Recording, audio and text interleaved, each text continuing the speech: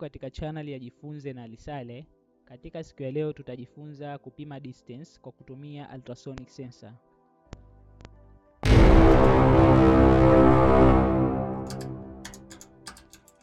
Ultrasonic sensor inapima distance kwa kutuma mawimbi katika hiyo object inayotaka kupima distance, then ina calculate time ya kuyatuma na kuyapokea yale mawimbi kupata distance ya hiyo object iko masafa gani.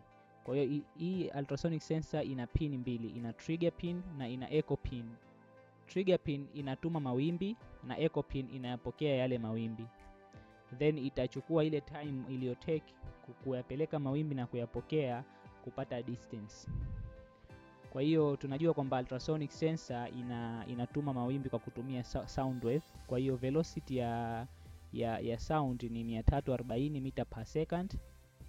Then tutachukua hiyo distance yetu itakuwa ni time iliyochukua, lakini time yetu itabidi tuidivide by 2 kwa sababu tumetuma na kuyapokea mawimbi, tuzidishe na velocity ya sound.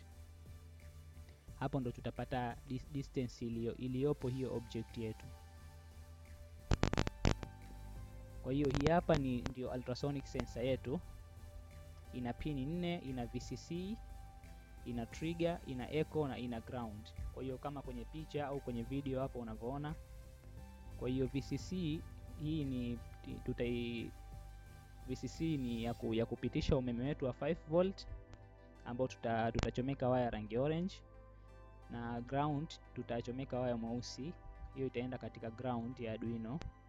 Na trigger pin tutachomeka waya blue, na echo pin tutachomeka waya rangi ya kijani kama tunavyoona kwenye video. Kwa hiyo VCC tutachomeka kwenye VCC na ground tutachomeka kwenye VCC na ground ya Arduino. Echo pin tutachomeka katika pin namba 10 ya Arduino, na trigger pin tutachomeka katika pin namba 9 ya Arduino. Then tutaingia katika huu mtandao unaitwa HowToMechatronics.com. Tutakopi hizi code. Hizi code ndizo zinaelezea jinsi ya kupima hiyo distance. Kwa hiyo nitazielezea, itakuwa ni rahisi kuliko kuandika code mimi. Kwa hiyo tutatengeneza faili mpya katika Arduino IDE, tutazipaste hizi code.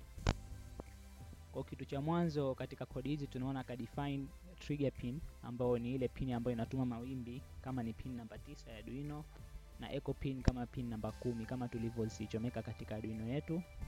Alafu ka define variable nyingine mbili ya duration ambao ni time itakayochukua na distance ambayo tutaipata wakati wa kufanya calculation. Then katika function ya setup ka define pin mode, trigger pin kaifanya as an output kwa sababu inatuma mawimbi. Then echo pin kaifanya kama ni input kwa sababu inapokea yale mawimbi. Then serial.begin manake hapo anaanzisha serial monitor tupate kuona hizo data za distance. Then digital write hapo kaifanya ile trigger pin kwanza kaizima kwa 2 microsecond, then akaiwasha ili kutuma mawimbi kwa 10 microsecond, akaizima tena. Then akasema duration sasa na pulse in, manake duration ni ule muda ambao utapokewa na echo pin. Kwa hiyo echo pin inatakiwa iwe high kuyapokea yale mawimbi. Then akachukua formula ya distance ni sawa na duration au time ukazidisha na velocity ukadivide by 2 kwa sababu ni muda wa kuyapeleka mawimbi na kuyapokea mawimbi. Kwa sisi tutabidi tu divide by 2 kwa sababu tunataka ule muda wa kuyatuma tu yale mawimbi. Then tutaprint ile distance, serial.print tutaweka kama ni string ya distance, then tutaiprint hiyo distance yenyewe kwa kutumia serial.println distance. Kwa hiyo tutakachokifanya kwa sasa tutaziupload hizi code katika Arduino yetu. Kwa hiyo tutaenda ku-upload, itatuambia tu save. Kwa hiyo utaweka jina unalotaka la hii sketch, utaandika jina unalotaka, mimi nitaandika kama ni ultrasonic sensor na utasave. Ikisave hapo itacompile kwanza iangalie kama kuna error, utaiupload ita-upload katika Arduino, and then utaklik hiyo button kama ya kuzoom kuona hizo distance katika serial monitor. Kwa hiyo hapo tunaona distance zetu katika serial monitor. Ukiweka object mbele ya ultrasonic sensor itaanza kupima na utaona hiyo distance ambayo ipo between object yako na hiyo ultrasonic sensor. Asanteni kwa kunisikiliza na tukutane katika video nyingine.